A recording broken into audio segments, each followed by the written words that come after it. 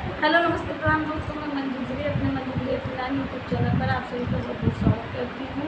तो मैं आई हूँ दीदी के घर लक्ष्मी प्रयागराज उनका चंद्र है और हमारे ये वाली दीदी आए हैं। नमस्ते दोस्तों, मैं सुभाष ऑफिशियल से मंजू गिरी 89 पे आप सभी का स्वागत करती हूँ। और हम लोग बहुत ही प्यारा गाड़ी की सुनान चल रहे हैं, ढेर सारा प्यारा आशीर्वाद गाड़ी मिलेगा।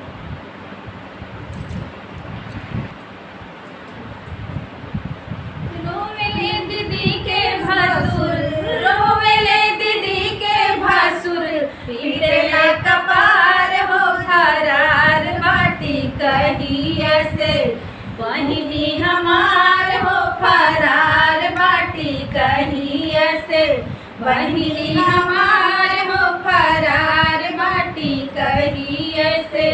हंसले हमार भैया, हंसले हमार भैया, ओठ चूहे पान हो फरार बाटी कहिए से, फरार बढ़िया जुए से, बहिनी तोहार हो फरार बढ़िया जुए से, बहिनी तोहार हो फरार बढ़िया जुए से।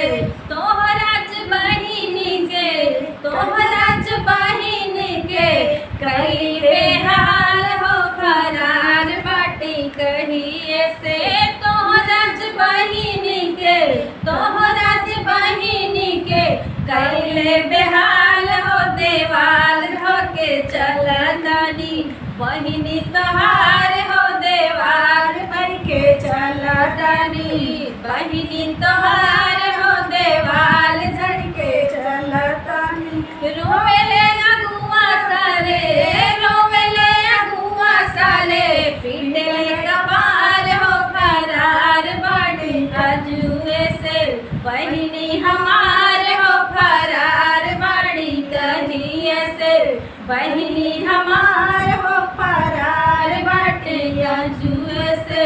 हंसले हमार पापा, हंसले हमार पापा, झूठ चुए पान हो फरार बाटी कहिए से, बहिनी तोहार हो फरार बाटिया जुए से, बहिनी तोहार हो फरार बाटिया जुए से।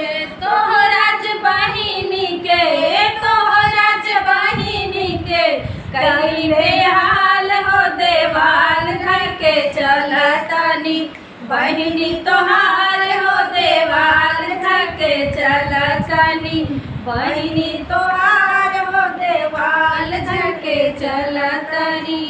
रोवेले दीदी के भासुर, रोवेले दीदी के भासुर, पीटेला कपार हो फरार बाटिया जुए से, बहिनी कमार हो फरार बाटी कहिए से। हंसले हमार भैया, हंसले हमार भैया, मोटे चूल्हे पान हो फरार बाटिया जुए से, बहिनी तोहार हो फरार बाटिया जुए से, बहिनी। दोस्तों गीत कैसा लगा कमेंट में जरूर बताइएगा। मिलते हैं अगले गाने में। हंसी